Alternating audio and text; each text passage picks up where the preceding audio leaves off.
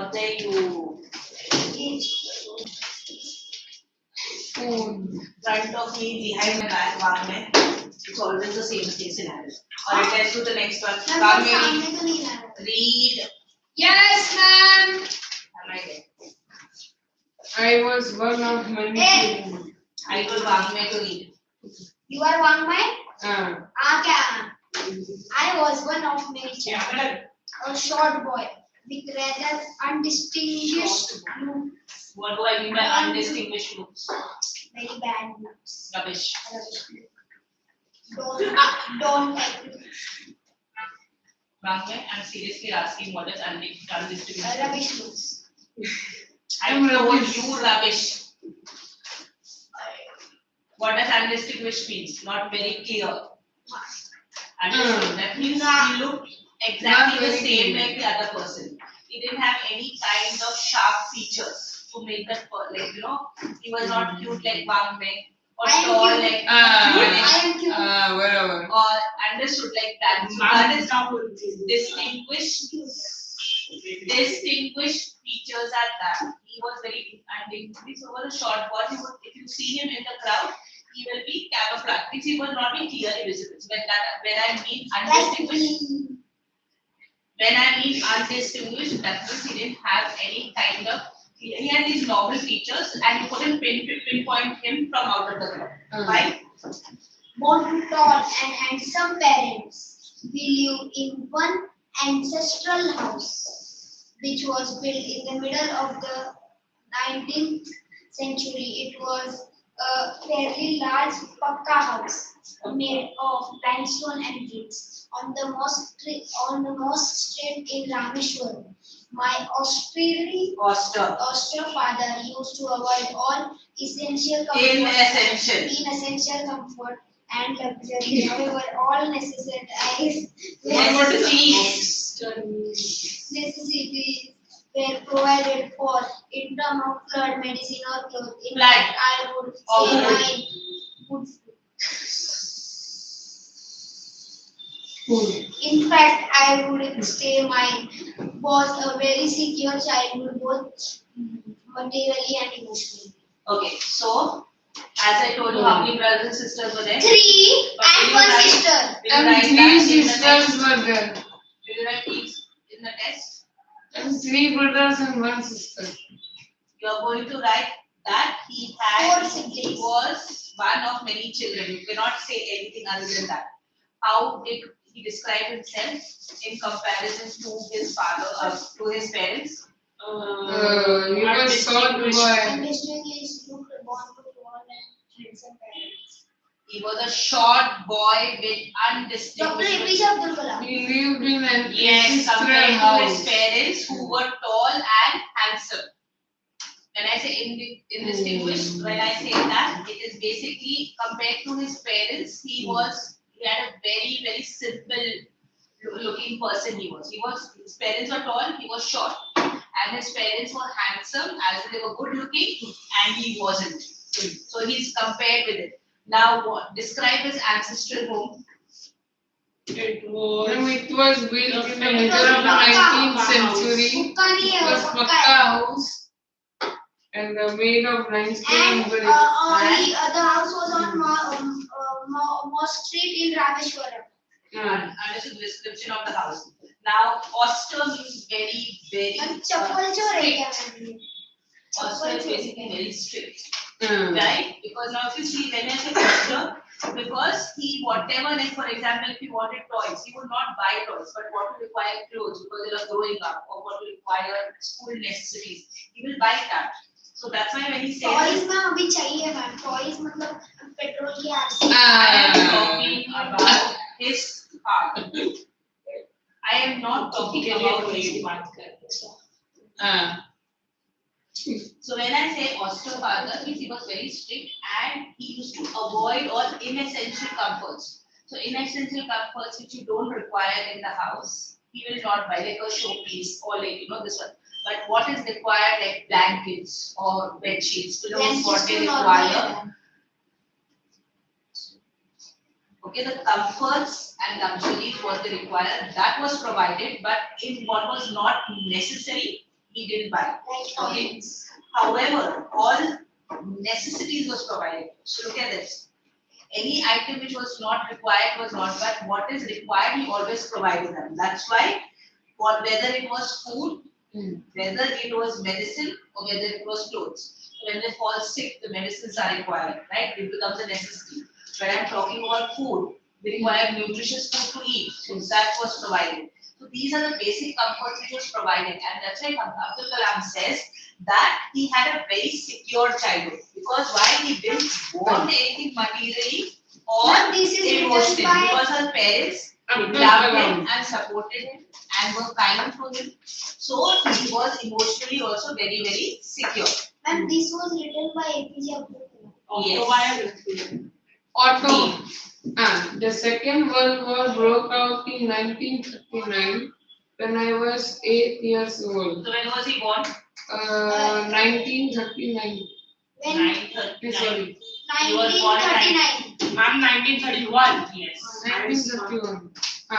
For reasons I have never been able to understand, a sudden demand for tamarind seeds erupted in the market.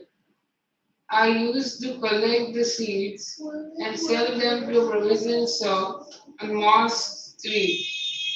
A day's collection would fetch me the princely sum of one anna. Anna. My brother-in-law, Jalaluddin, would tell me stories about the war, which I would later attempt to place in the headlines in Dina Money. Our area, being isolated, was completely unaffected by the war. But soon India was forced to join Allied Allied forces, and something like a state of emergency was declared. The first casualty came in the form of the suspension of the train hall at Rameswaram station. The newspapers now had to be bundled and thrown out from the moving train on the Rameswaram road in Rameswaram and Dhanushkodi. That forced my cousin Samsuddin, who distributed newspapers in Rameswaram, to look for a helping hand to catch the bundles, and as if naturally, I filled the slot. Samsuddin helped me earn my first wages. Half a century later, I can still feel the surge of pride in earning my own money for the first time. How much did you used to get when he sold tamarind seeds? How much did you used to get when he sold tamarind seed? 5 rupees. 100.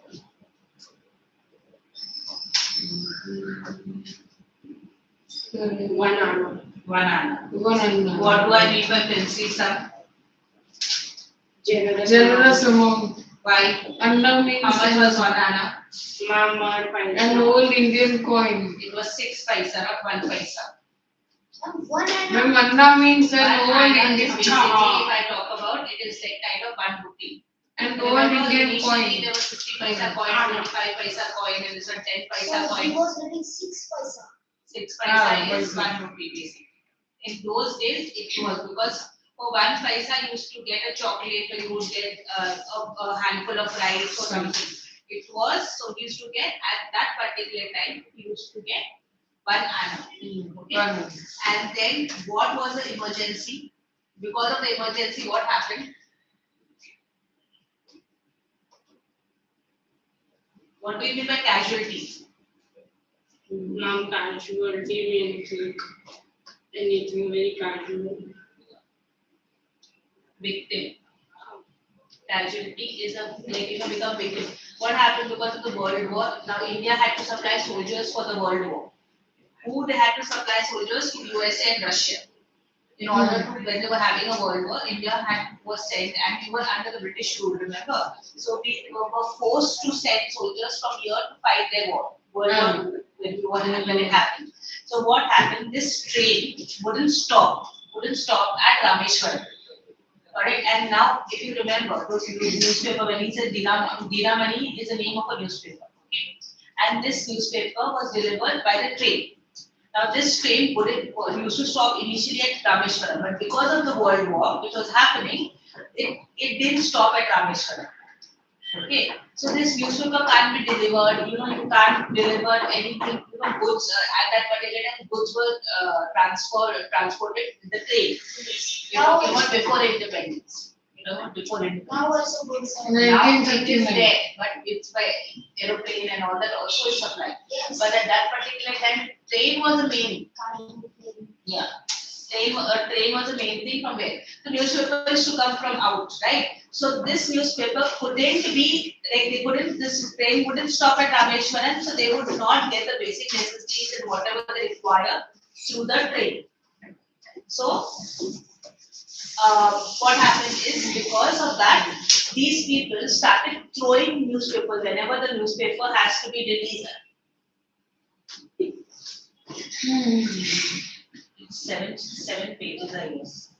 And if you're going to every time stop like this, so what happened is because of that, they used to throw newspaper outside the train, and this his cousin who used to like sell newspapers, he had to go and pick that up from the railway track. Understood? So he got him also involved, Abdul Kalam. He said, you also help me, and that's why he started earning more money. Okay. And even half a century later is basically exaggerating. Half a century is 50 years. Even after 50 years, he felt very proud that as an 8-year-old child, he started earning his money. He took up jobs and he started earning money. Jobs? One, he used to sell tamarind seeds. He used to collect tamarind seeds. It's not an easy task. You are taking tamarind and you're taking out the seeds from it.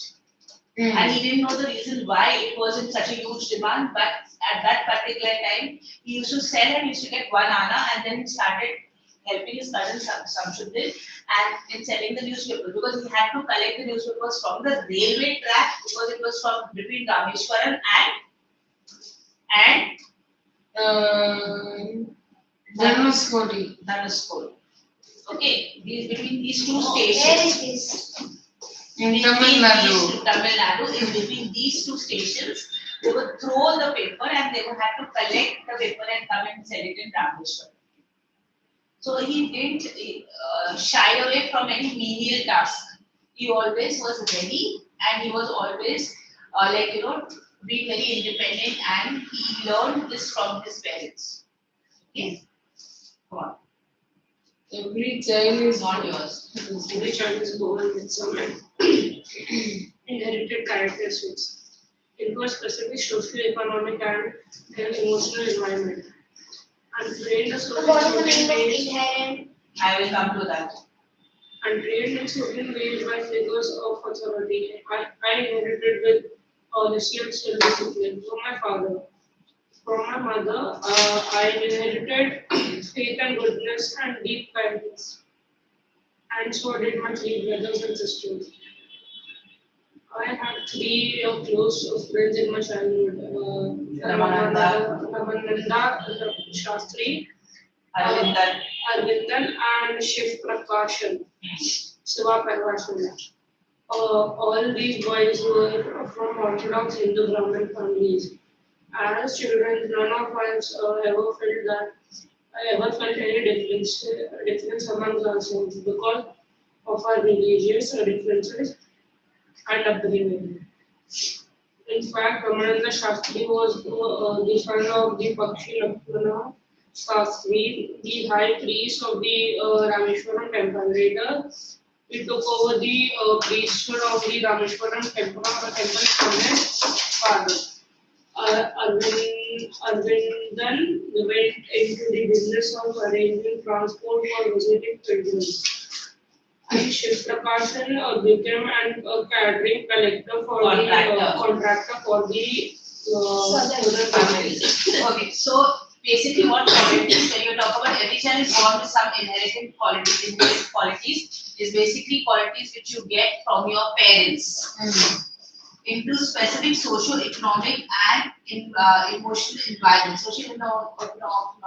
Socio-economic is basically the upbringing what you have. Some of you may belong to middle class, some of them belong to a rich family, some of them belong to a poor family. So in that way, how we are brought up also makes a vast difference. Okay? And emotional environment is basically how you are, like, as I said, you have to have an emotional security. That means you need to be felt loved, you need to feel secure in your family. So that kind of is. And trained in a certain way, but because of authority. Because of authority are your parents or your teachers. Okay, so that I inherited. Now from his father, he inherited honesty and self-discipline, which you should learn. Self-discipline is something you have to learn in order to become successful in life. One very important one is self-discipline. That is, learn to control yourself. That is very, very, very important quality. He learned from his father because he's seen his father, how his father worked, he's seen his father, how he behaved. So he learned that. And from his mother, he inherited faith in goodness. That he believed that everybody is good. That's what that belief. Faith is basically the belief. Believe that people are good. And deep kindness. And he was very kind. Remember, whenever whoever came to the house, he always gave them food. And so did my three brothers and sisters. Then all the siblings inherited that from their parents, the qualities they inherited from the parents. I had three close friends, as I said, Ramananda Shastri, Arvindam, and Siva Prakasam. And they belong, now these three, now when I say orthodox, I'm talking about a very, very traditional family. You know, yeah, very orthodox is that. Very, very traditional. History, like I asked my mom what does orthodox mean. She told that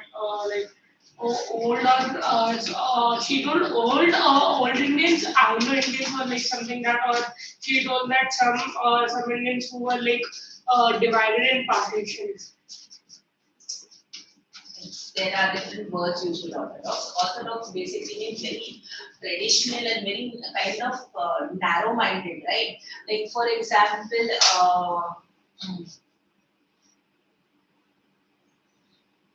not touching certain like food items. They are Brahmins, right? Hindu Brahmins. So you're not supposed to touch anything which is non-veg. Then they have like certain days you have to have that hygiene. Right, even that very narrow-minded. When I say orthodox now, one particular month is there in them, like in which they only eat khichdi, nothing else. Yeah, so it is very, very traditional, very narrow-minded. Okay, so that kind of family these friends belong to. And where else? As children, none of them felt. So when they were growing up, they didn't feel anybody's different. They all, because were brought up together. So they didn't, there was no differentiating. Like, I'm a Muslim and you are a Hindu, so we shouldn't mix or we shouldn't talk. Like that was nothing was there. So they lived in harmony. I remember I said, what is harmony? It's basically they lived together. They never felt any way different from each other. Even though the father, if you talk about Ramanand, this one, the father was a high priest. Even then, he didn't differentiate, he didn't stop this one, Ramanand to mix with Abdul Kalam. Okay. And later, these had different professions. Remember, he became a priest, Ramanand became a priest. Why? This one, Arvindan, like he used to use transport. Transport is basically these Rameshwaram is a very pilgrimage place, right? If you see Rameshwaram, like, there are temples which people come to visit. So they are known as pilgrims. When you go and visit holy places, you are known as a pilgrim. Okay, so he used to transport these pilgrims because through the boat, because like Rameshwaram is surrounded with water, so you travel by that. And Shiva Prakashan became a catering contractor. Catering contractor, remember you have in the railway, in the train, you have this, what is that called? Metro. No, it is not called restaurant, it is known as something. Pantry. You have this pantry cars, remember? So you should, there are in certain trains, there are pantries from where the food is being prepared and they come, the vendors come, no? that one. So that, so he became that kind of a contractor who used to supply foods on the train. Ma'am, I thought like you said pantry cars. Pantry cars also are there.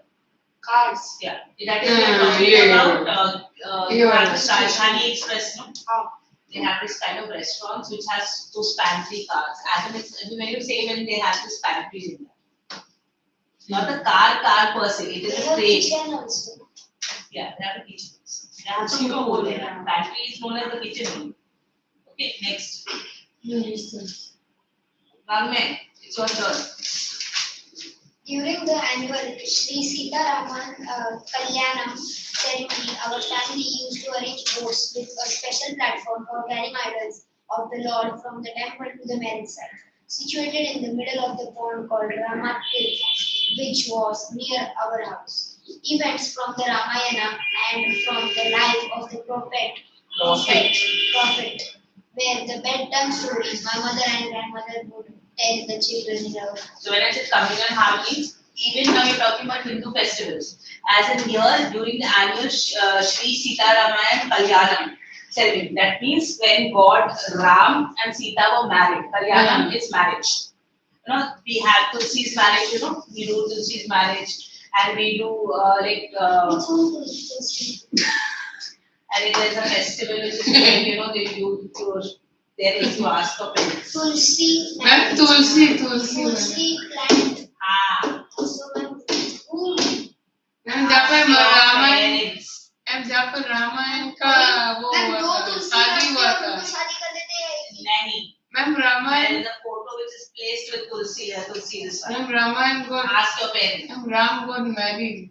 Correct, with Sita. So, but in that one, in that is a festival in Rameshwaram, when they have this, that is called Sita Rama Kalyanam. Kalyanam is basically marriage ceremony. Ram Bhagwan never married Sita. He was Yeah, said yeah. to be like a perfect jodi for Sita, that Ram Bhagwan did. But Ram Bhagwan was married some other woman, but he never married Sita. Who said that? Ma'am yes married Ramayana, Sita. I read Ramayana. Ma'am yes married Sita. So you please read it, okay? And what his family, they were Muslims. Now remember, if you are talking about Ram and Sita, we are talking about their marriage, you are talking about Hindu festival. And they were Muslims, right? But their family used to arrange boats with a special platform. They had made a special platform like this on the boat so that the statues can be kept. Idols are the statues, okay? So it can be kept and it was they would take it to the marriage site. Site is a place. SIT site is a place where the marriage was going to take place, which was situated in the middle of the pond. There was a pond, and they used to take these statues in the boat, and they used to go into the middle of the pond. That was known as Ramatirtha, which was near their house. So they would create this platform and would carry the statue directly to the middle of the pond where they would get perform the ceremony. And so this talks about again, as I said, communal harmony. Even though they are Muslim, they celebrated this festival and they made and celebrated this festival with total pious, holy feeling. And then even his mother and grandmother used to tell him Ramayana also, and they used to tell him the story of Prophet Muhammad also. Simultaneously, they used to hear both the stories as bedtime stories. Okay. One day when I was in the 5th standard at the Rameswaram Elementary School, a new teacher came to our class. I used to wear a cap which marked me as a Muslim, and I always sat in the front row next to Ramananda Sastri, who wore the sacred thread. The new teacher could not stomach a Hindu priest son sitting with a Muslim boy.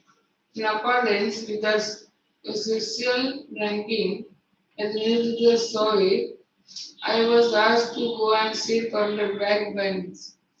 I felt very sad and so did Ramananda Sastri. He looked utterly downcast as I shifted to my seat in the last row. The image of him weeping as I shifted to the last row left a lasting impression on me.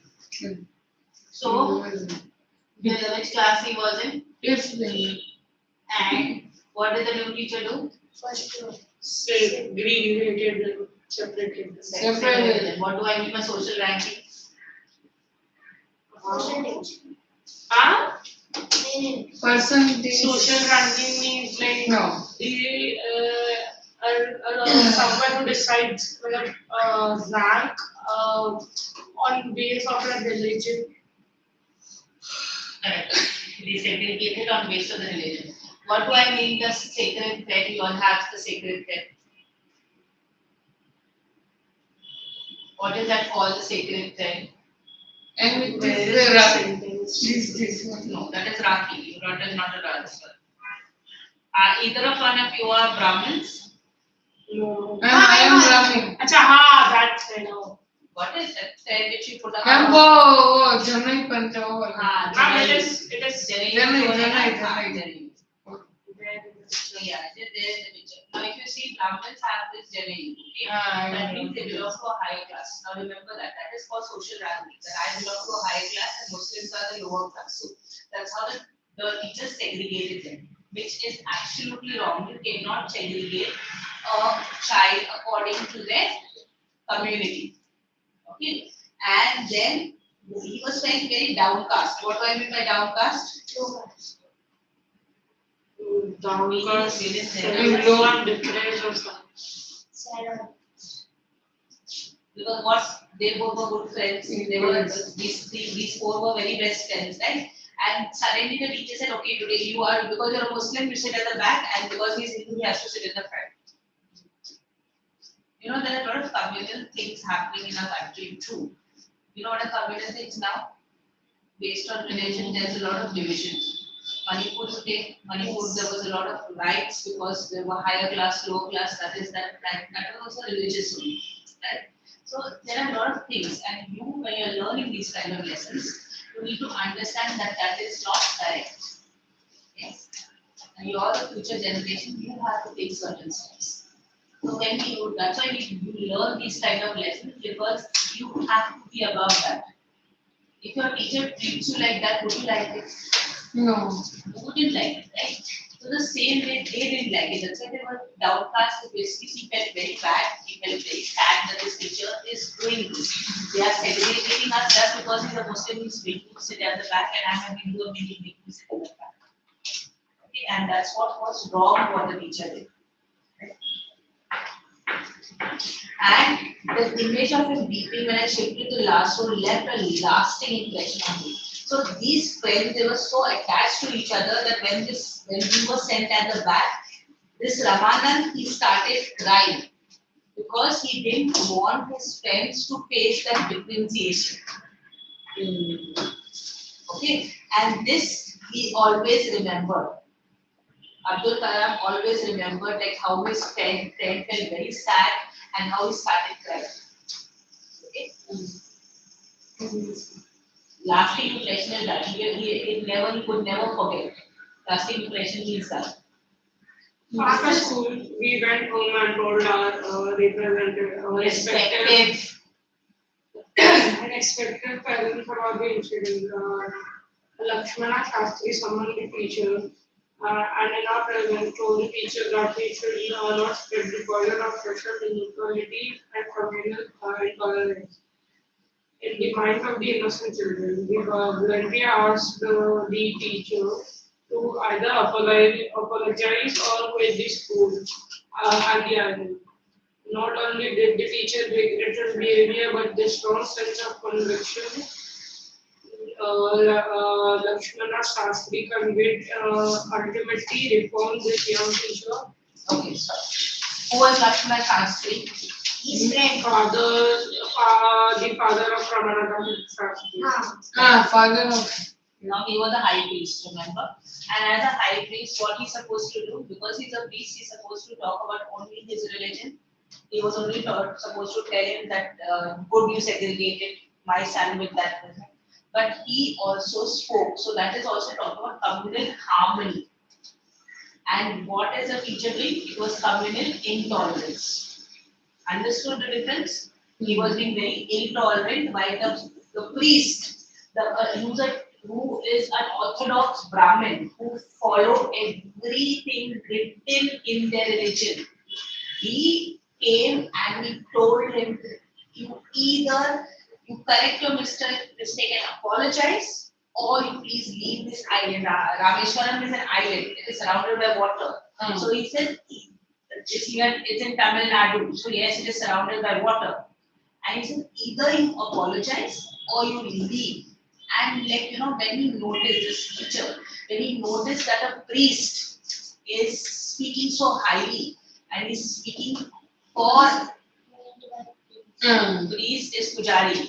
If he's preaching so highly, this changed him, reformed him. That means he realized his mistake and he changed. Now look at this. After school, we went home and told our respective parents. They went home, all of them went home and they told their parents. Respective parents means Ramanand told his parents, Abdul Kalam told his parent, like that. So respective parents. Lakshmana Shastri summoned the teacher. Summoned is basically called. He told the teacher to come and meet him. And in our presence, when the children were present, Abdul Kalam and his friends were present, told the teacher that he should not. It's a poison, isn't it? Like, when you put it in the mind of a child, it's like poison. So what happens? Poison, it kills you, right? So the same way, such kind of thought can create that intolerance in a child. So he said, don't put that poison in about social inequality. Right? Remember that social inequality, the Muslim should sit at the back and the Muslim sit in the front. And communal intolerance. So he said, you cannot teach the children like this. And in the minds of innocent people, and he says, he very bluntly, very rudely rather, he told the teacher that either you apologize or you quit the job. Leave the job and go. Okay. And so not only the teacher regret his behavior, but with a strong sense of conviction is basically belief. Okay. He ultimately reformed this young teacher. So he changed his attitude. On the whole, the small society of Rameshwaram was very rigged in terms of rigid, Strict. Rigid is strict. in terms of You're not writing any meanings at this time. Strict.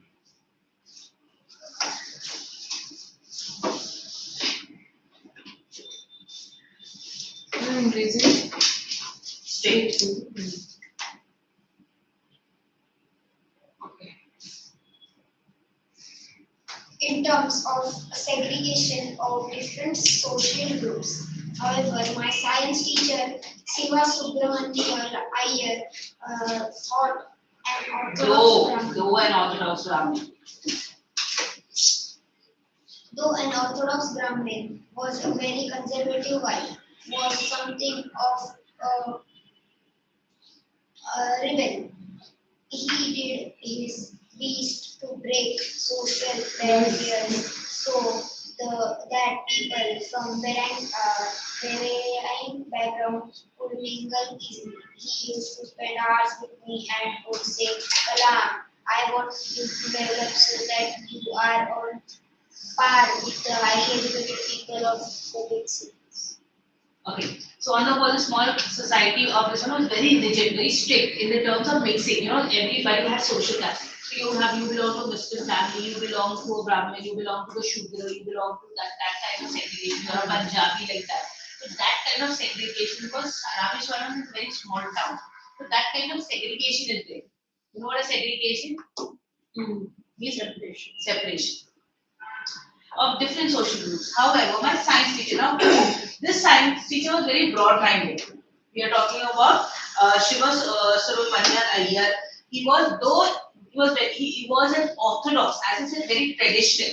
We are talking about traditional Brahmin. He belonged to a very traditional Brahmin family, but still he was very broad-minded, and he like had a very conservative vibe. That means you cannot touch my, take food. I cannot give you food. You are a Muslim, like that. Very conservative, very narrow-minded, and was something of a rebel. So he was basically went against the social customs, right? That you cannot feed that like a Muslim to your house, you cannot feed a Muslim like that. So he did his best to break the social barriers, and these were like barricades, barriers. You know what are barriers, right? It stops you. So this kind of society which is there, that you have to belong to your own caste, you have to do not go and visit somebody else's house, you're not supposed to eat food in somebody else's house, that barriers. So here he says, so he tried to break these barriers. You know what are barriers, right? Barricades, what stops you. And the people who were wearing background would mingle easily, so they would mix easily. So that he, in his classroom, it was always that he made every child to mix with each other. Mingle is basically mix with each other. And he used to spend hours with me and would say, Kalam, I want you to develop so that you are at par with highly educated people of the big city. And he was always motivating him. He was always pushing him that you have to do so well that you are equally like those kids who are there in the cities. You are equally educated like the kids who are there in the cities. Remember, this is a small town, and cities people, you know how we have international schools and this one, and they have only a typical school, government school, and all those schools. So he said you have to learn so much that you should be equally as the equal in education by the like when compared to the other schools which are there in the city. Okay, next. One day he invited me to his home for a meal. His wife was horrified at the idea of a Muslim boy being invited to dine in her ritually pure kitchen. She refused to serve me in her kitchen. Shiva Subramania Iyer was not perturbed, nor did he get angry with his wife, but instead served me with his own hands and sat down beside me with his meal. His wife watched us from behind the kitchen door. I wondered whether she had observed any difference in the way I ate rice, drank water, or cleaned the floor after a meal. When I was leaving his house, Subramania Iyer invited me to join him for dinner again the next weekend. Observing my hesitation, he told me not to get upset, saying once you decide to change the system, such problems have to be confronted. When I visited his problems, when I visited his house the next week, Shiva Subramania Iyer's wife took me inside her kitchen and served me food with her own hands. Okay, so what happened? He invited her, and he says, what you told Abdul Kalam is that you are going to face problems like this in every time in your life. Every situation, as I said, teaches you how to control yourself, and it's a self-discipline. It's supposed to be maintained self-discipline. Hands, legs, everything to yourself. Because you're in the 9th standard now, it's not the age for you to act very childish. And you are growing up. So you have to learn that better, because you are growing in a world where nobody will tolerate all that. Now, You're growing up, you cannot be a child. Okay? Childhood days, no. There are childhood days, but then still after that, when you're talking about 9 and 10, these are both classes where you cannot miss anything. And you have to act now like a mature, because then later on in the world, nobody will tolerate whatever rubbish you're doing. You will be shut down and you will be ignored by many people.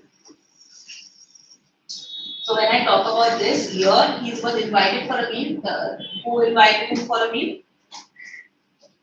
The teachers, What is his name? Subramania Iyer. Shiva Subramania. And Now, if you remember, in a Hindu family, before, like, basically, they have to first get up, have a bath from head to toe. They have to be clean, then they can enter the kitchen, and in the kitchen they do puja, and then they start. This is talking about the Orthodox Hindu family, okay? And then they would start cooking, and like they would take the Ganga Jal is like they would purify the whole kitchen and all that. So it was supposed to be very very pure kitchen. When we say it has to be very pure. And sometimes when the sunlight come directly to the gas, it is meant by very Yeah, it is a positive like boiling the milk and all. Okay, so that's so these are called orthodox thoughts. Okay, this is called orthodox thought. And this one, she would every time ritually. Ritual is that one, like cleaning her kitchen and doing puja in the kitchen and then cooking. So every time she would do that, and she refused to serve me in her kitchen. So when Kalam came to her house, she said, "No, I am not serving this Muslim boy. I will not let this Muslim boy enter my kitchen only." Okay. And Shiva Subramaniam Iyer was not perturbed. Perturbed is disturbed. The way his wife behaved, he was not disturbed. Okay. Nor did he get angry. So he was very patient. He didn't get angry. He said, "You don't want to serve the food? Fine, I will serve." And he took the food and he served Kalam. Okay. As I said, he was broad-minded. He was accepting. He was that community feeling is there. And he sat down beside me, and he even sat down next to Kalam. Now, normally a Brahmin cannot sit near a Muslim. So he sat down near Kalam, and he had the food. And the wife, she was standing in the kitchen, and she was watching. And I wondered whether she was observed any difference the way I ate rice, drank water, or cleaned the floor after the meal. Now, when normally you sit on the floor and have your food. Sometimes food drops. Okay, you eat your food and then you have to make sure that you pick up all the food. So Kalam says she was looking at him very minutely to see he was any different. You are never different from anybody. A person, you do you, whatever it is. You cannot divide yourself by community, right? And she was a very conservative woman. She didn't want a Muslim in her family. And when she was looking at Kalam, she behaved like a normal person. So she realized that she was unnecessarily biased, prejudiced. Remember? I would use the word prejudice. So she's when I was leaving his house, Shiva Subramaniam Iyer invited me to join him for dinner again the next weekend. Weekend, na? What is the weekend? Saturday, So he again, when he was leaving the same day, he said to come again next weekend and do this one. But this one, children are very observant. So when he saw the wife behaving like that, he was very hesitant. Okay, he didn't want to visit him again because he didn't know that his wife is going to treat him like that again. And nobody's comfortable when somebody is like ostracized, you are like treated like somebody different. So nobody likes it, especially a child. Correct? And then, so he was very hesitant, but he told him, what he told him, you don't get upset. Because once you decide to change the system, such problems have to be confronted. So he says, whenever you decide to do something new against the society, this kind of problems will always come again and again in your life. Remember that there are always going to be problems again and again in your life, and you have to decide when you are deciding to change the system, you have to face that kind of problem. So he told him that. Okay. And when I visited his house the next week, Shiva Subramaniam's Iyer's wife took me inside the kitchen and served me food with her hands. So the change, the way she looked at him, it changed. The perception changed completely. Because she realized that she has been unnecessarily trying to treat him like a social outcast. That you don't belong to my community, you cannot come to my kitchen, you cannot come to my house. So when she saw him behaving very normally and this one, she realized that she was wrong. And then next week, she welcomed him with open arms. That means she took him to her kitchen. She served him food. Okay? With her own hands. If you did learn history, you know the Shudras and Ashudras, how they were treated. If you are a Shudra, that means you are high class, and if you are Shudra, that means you can't even touch. There's so many up till now people being treated like that. Now also, in villages and small places, they are treated like that. Like if they belong to the high class Brahmins, they don't allow the low caste Brahmins to enter their house. Hmm. They're still persisting in our society. Karnataka. Bihar, Karnataka, there are a lot of places. Islam is Then the Second World War was over, and India freedom was imminent. Imminent. Imminent, that means India was going to get freedom. Remember, it's 39, 47 we got freedom. Second World War was 1939, 47 we got freedom. Indians will build 15 their own August. India different from the Hmm. whole country was filled with an Unprecedented. optimism. I asked my father for permission to leave Rameshwaram and study at the district headquarters in Ramathapuram.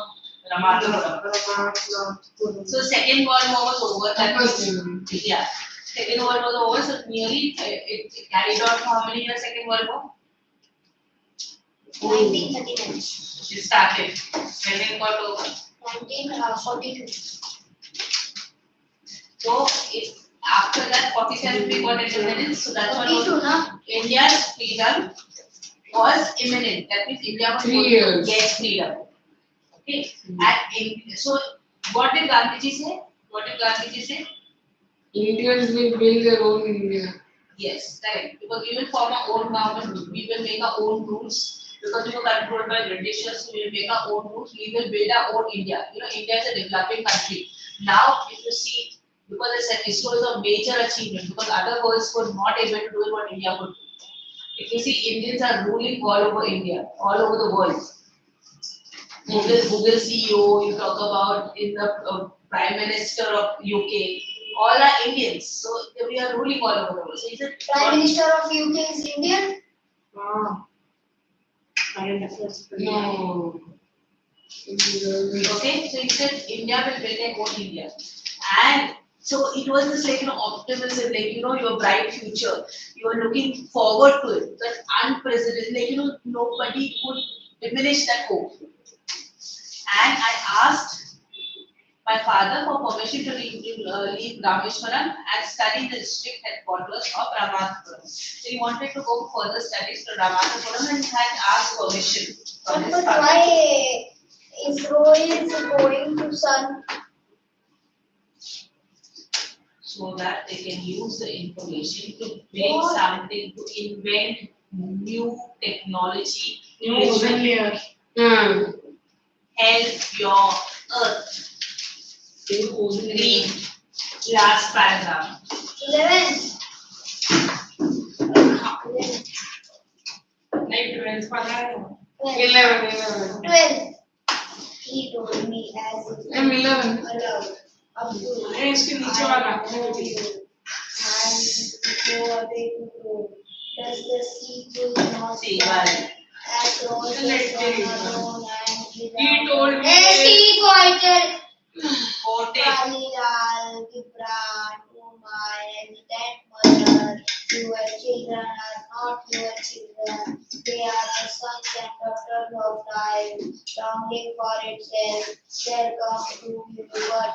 He told me as he is thinking aloud about You not forget. to go away to Have their does own this eagle not fly above the sun alone without a nest? He quoted Khalil Gibran to my existent mother, your children are not your children. They are the sons and daughters of life's longing for itself. They come through you, but not from you. You may give them your love, but not your thoughts, for they have their own thoughts. Okay. Okay. So it says from where did he quote? From which book did he quote?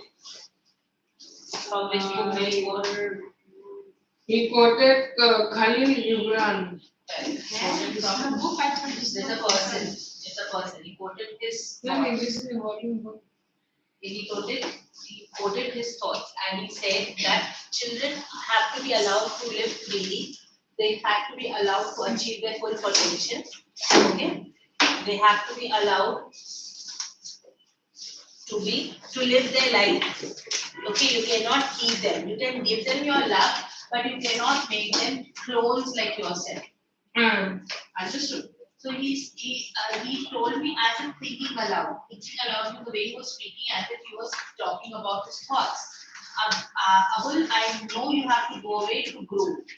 So he says, like, I know that you have to like complete your education, you have to become independent, you have to like grow up.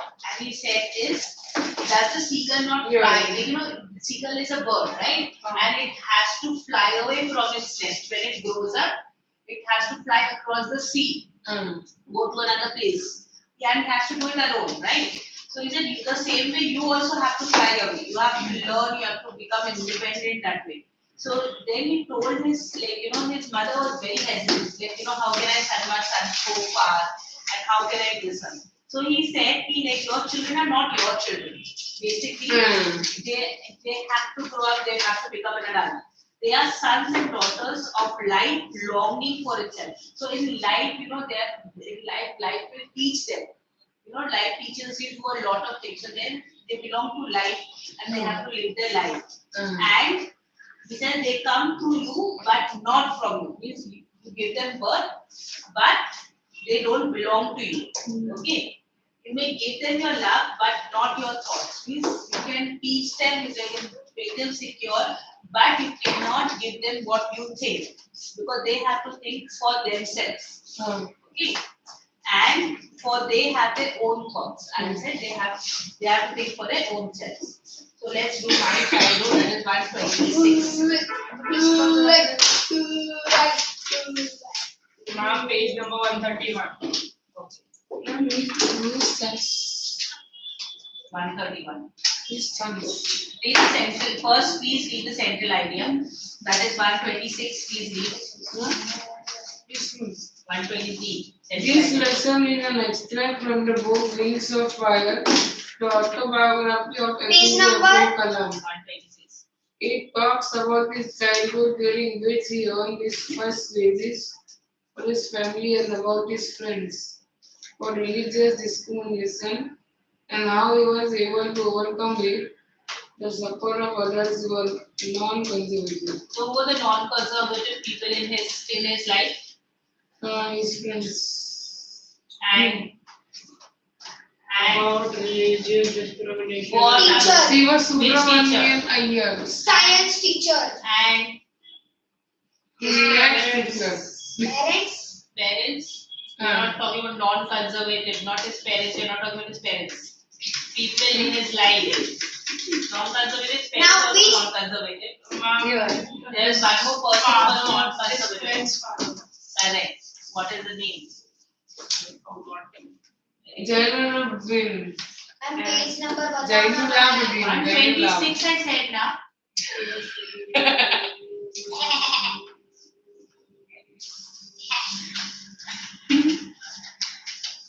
Page number 131. Yeah, 131.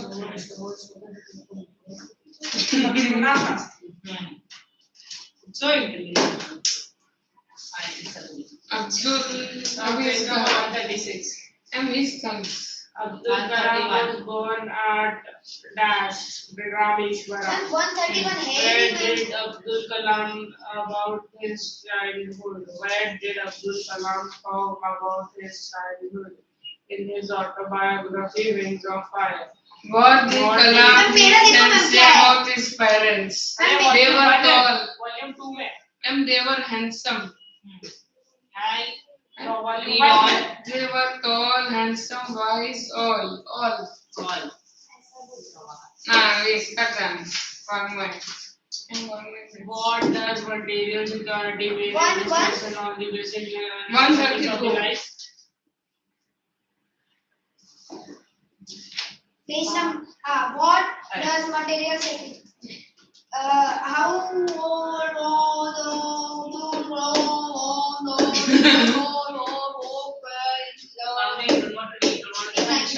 How old was Abdul 8 years. Kalam? 8 years. The first work that earned money for Abdul Kalam was collecting and selling tamarind seeds. That History. Who were Who helped Kalam to get in getting his first wages? His cousin Thomas Tudil. Why did Kalam get terminal seed? Tamarind. Tamarind. Sorry, tamarind. Who are Gulumali? Who influenced Professional Kalam? Professor Kalam. Professor Kalam, his friends, people of his society, his friends, his father, none. His father. No. Okay. Who Who of the following was not Abdul Kalam's close friend at school? Ramanujan Shastri or Vendran? Samasuddin. Because he was his brother. Yeah. the name of Abdul Kalam's father? Jinaluddin. Abdul Kalam was born in a middle class family. Political. Next. Fourth. Political family. Who was Abdul Kalam sitting with when the new teacher asked him to sit on the last bench? Ramanujana Shastri Ramanathan. Next. Which symbol represented Abdul Kalam as a Muslim? He wore a cap. Who warned the teacher not to spread communion intolerance? Lakshmana Shastri. In which class Abdul was with a new teacher with a conservative mind has come to his classic standards. Who was Shiva Subramanian Abdul here? Kalam's science teacher. What kind of person was Shiva Subramania? Orthodox. Brahmin. all. Okay. Subramanian's Iyer's aim was to unite to break social barriers that restricted people to this. Subramanian explanation from Abdul Kalam was that Abdul will become the president. What is the message of this Abdul lesson? will be equal to the highest Sorry. What is the message of this poem? Mutual trust, peace, and harmony are must for a society to be happy and grow dynamically. Done. Thank you, madam. Next time, assignment person. Yeah. Assignment person.